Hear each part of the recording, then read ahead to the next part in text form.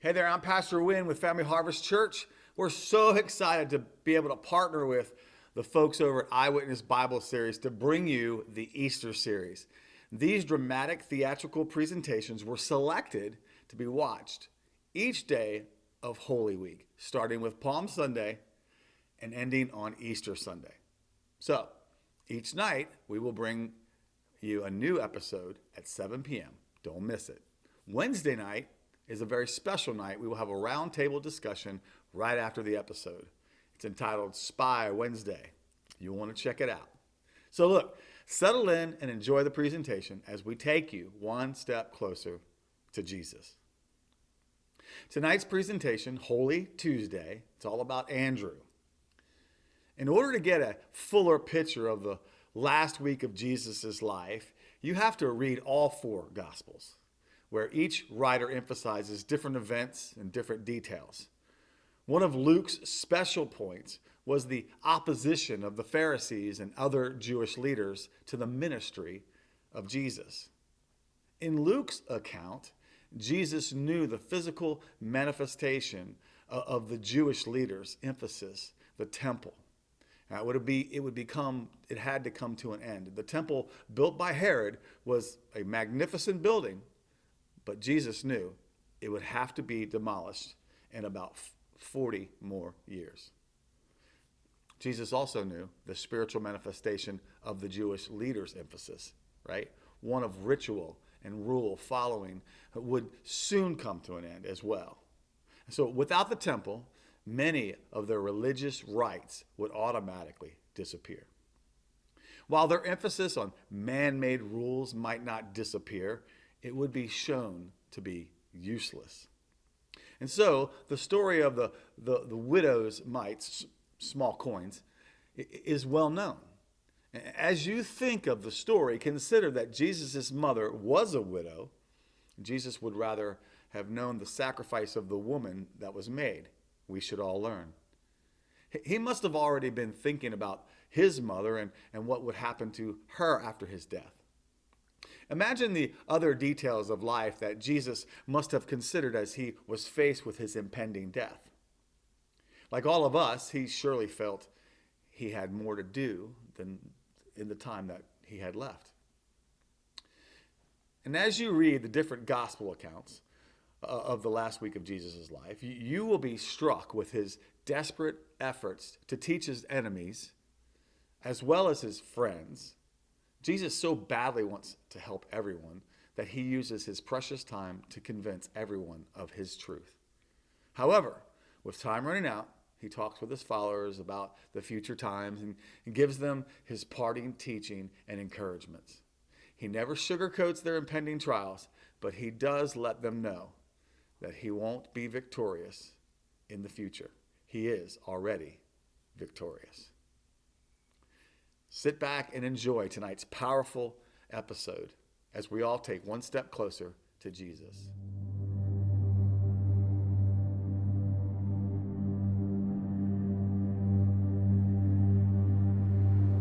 Ever feel left out? Then you can identify with me. I was Peter's brother. Peter, the outspoken one of the apostles and maybe the best known. As young men, we were fishing partners with James and John, the sons of Zebedee. The four of us were inseparable. Andrew was an apostle and one of the first followers of Jesus.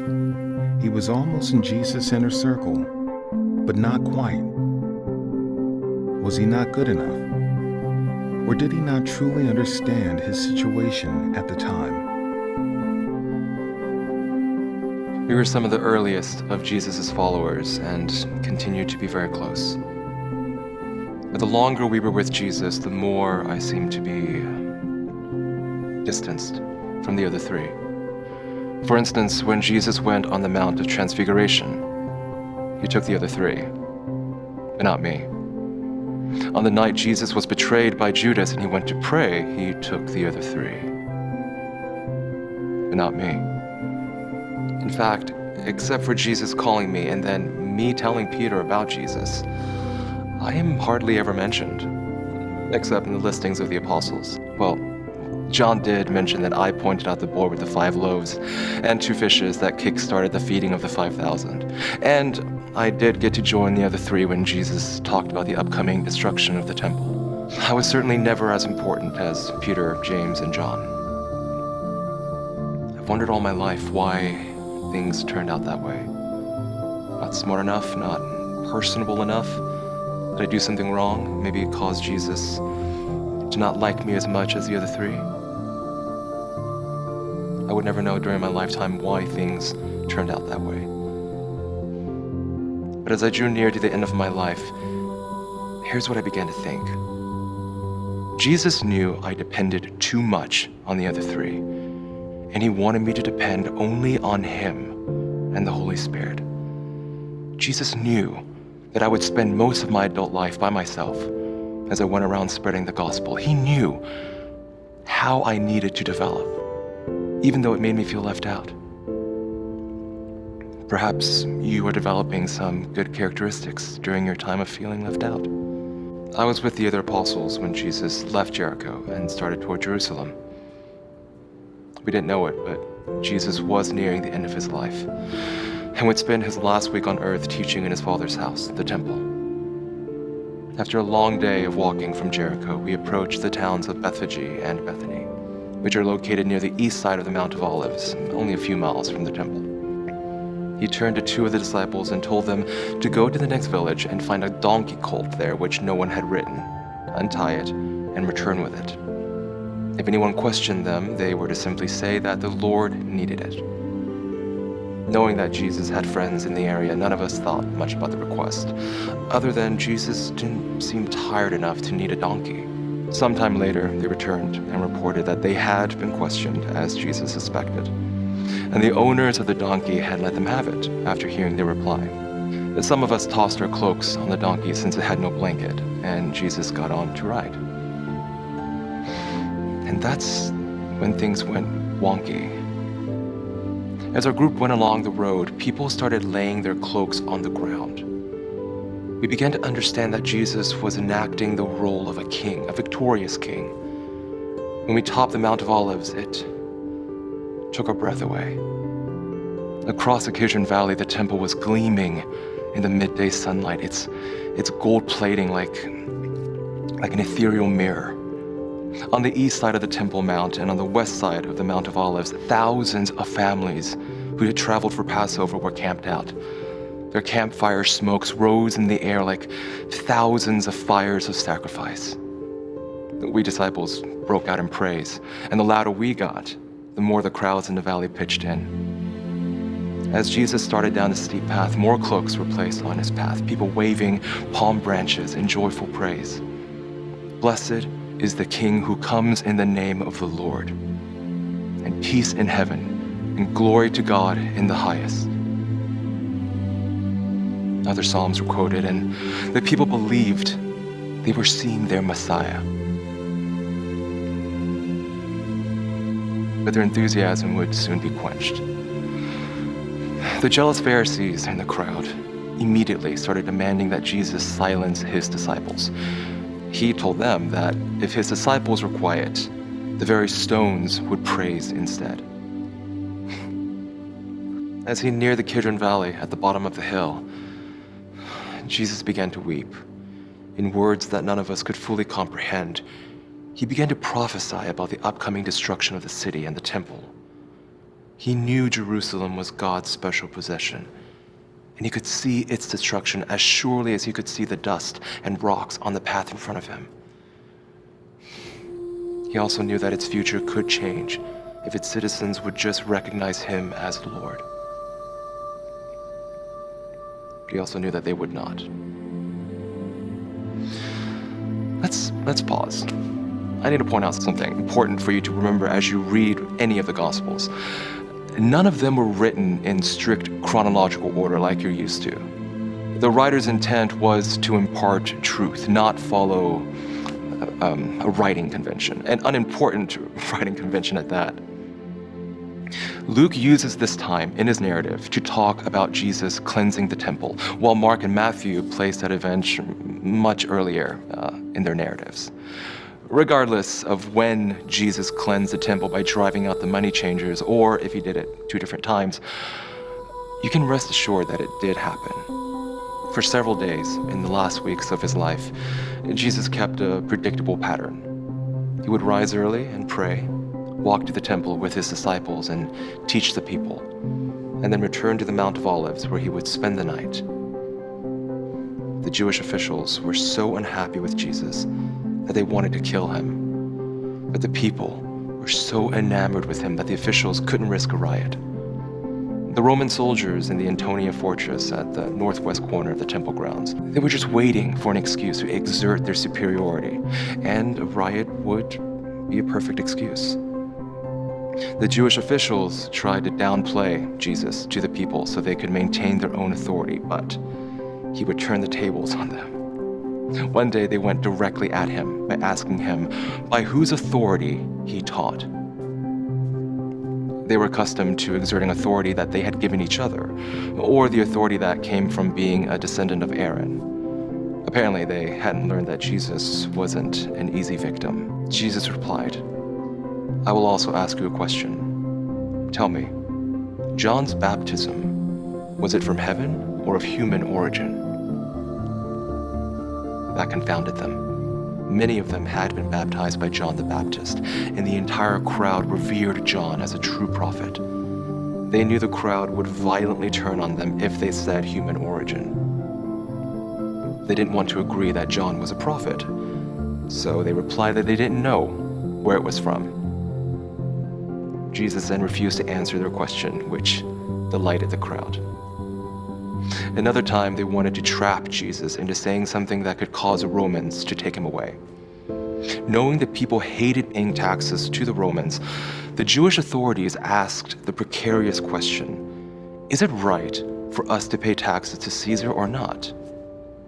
Okay, so that question was charged in other ways. First, by paying taxes to Caesar, it was almost like agreeing to the emperor worship that the Romans demanded. Second, the Jews had to convert their money to Roman money in order to pay the taxes, which was costly. And the Roman money had images of the emperor on it, so it was like they were handling an idol when they handled Roman money. Seeing through their duplicity, Jesus requested that they show him a denarius coin. Presumably someone had a denarius and showed it to him. That in itself might have made them look bad. And then Jesus asked whose image and inscription is on it. By using the word image, Jesus was emphasizing the nature of the coin being an idol, because inscriptions typically glorified either the emperor or the empire. And the image on it was of the emperor. It was obvious that the coin was not of God. His conclusion was simply, then give back to Caesar what is Caesar's, and to God what is God's. Rather than answering their question, he taught them about the correct way to look at life. There are so many other stories to tell about the days before Jesus died, but I want to end with my most favorite in Luke's book. I like it because the hero of the story was someone who must have felt left out, like me. Many of you are under the mistaken impression that we Jews had to give a tithe or 1/10 of our income to God. In reality, most of us gave closer to 20 or 30%. The tithe was an automatic base amount. On top of that, we were required to give other sacrifices at several of the festivals. We had to pay a temple tax, and most of us gave other voluntary offerings for various reasons. One way to give our offerings on the temple grounds was to throw coins into some metal bowls, shaped somewhat like a cornucopia horn. Heavy coins would bounce down the horn and make loud sounds, while small coins would barely be noticed. Just by listening, everyone could tell who was throwing in what amount. As our group was standing there, an older, poor widow approached. I watched Jesus look at her and thought, maybe she reminded him of his own mother. As he watched intently, those around him began watching and listening too. I could hear the echoes of the rich people's coins as they bounced down the horns. You can just imagine that some of them tried to impress Jesus by throwing in a lot of money. And then I watched the widow. She feebly reached out and dropped her offering. As the coins fell, I had to strain to hear the tiny little faint ping, ping, ping, ping. And I felt so sorry for her, since she knew we were all watching. Then I saw the tears in Jesus' eyes. He had to be thinking of his mother. He said, "Truly, I tell you, this poor widow has put in more than all of those rich people. For they all contributed out of their abundance, but she, out of her poverty, put in all she had to live on." I started crying too.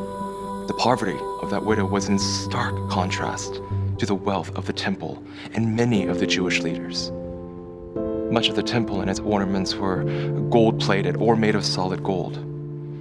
When the sun shone, the temple was so brilliant as to be blinding. It was so overwhelming that we disciples couldn't help but comment on its beauty. Jesus' response was so mysterious that we were confused then, and people are still confused 2,000 years later. As pertains to the temple buildings, Jesus seems to have been specifically prophesying how the temple would be destroyed by the Romans 40 years in the future. The very gold that was so beautiful to the disciples would be the cause for the Romans to tear the temple and part of the Temple Mount to pieces. In order to find the gold that melted in the fires of 70 AD, the Romans would literally tear apart the buildings stone by stone. Even 2,000 years later, you could go to the Temple Mount and see the enormous stones that were thrown down. They've left them exactly as they were to this day. Some of Jesus' remarks appears to have caused some of the Christians to flee the city prior to the destruction of the temple and Jerusalem.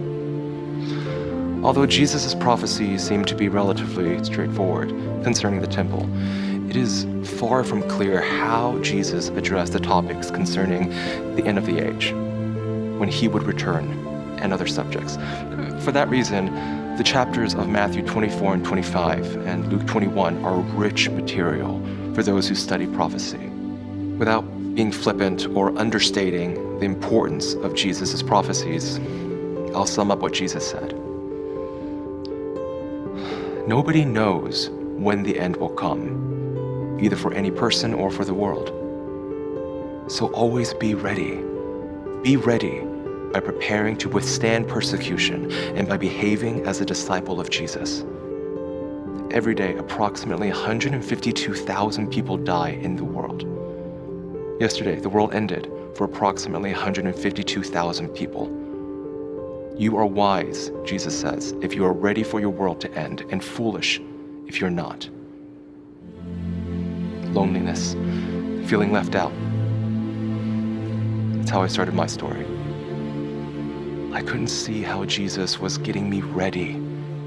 My talent was to introduce people to him, and he wanted to sharpen that talent, that desire in me. Peter, I introduced him to Jesus. A little boy with 5 loaves and 2 fish, I introduced him to Jesus. A bunch of Greeks who had one chance to meet him, I introduced him to Jesus. I overcame my loneliness by introducing people to Jesus. I have a feeling the same thing will work for you.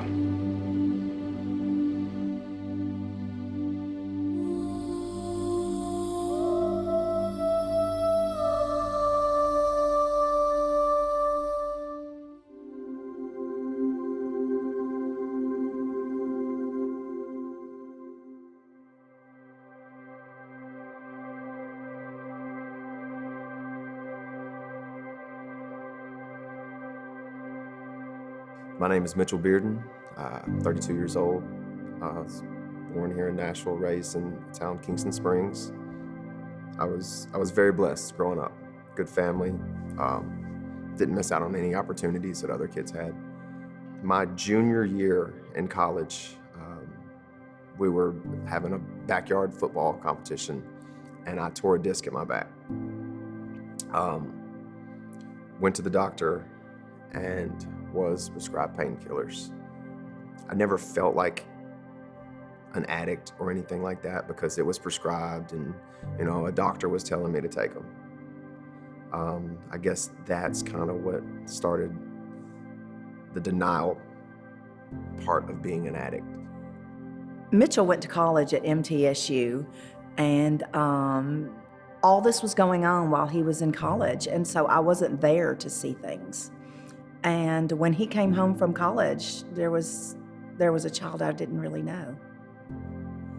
For me, I watched my friends and their children doing all these things growing up and or getting married and having children. And it was really difficult to think I would never see that. My mother, she's an amazing woman. She's done everything for me. I woke up one morning and she obviously knew that I was intoxicated the night before. I was very foggy on the stuff that I was taking. I was out of my mind. I went and I grabbed a loaded pistol and I stood right in front of her and I put it to my head. You'll never forget that vision.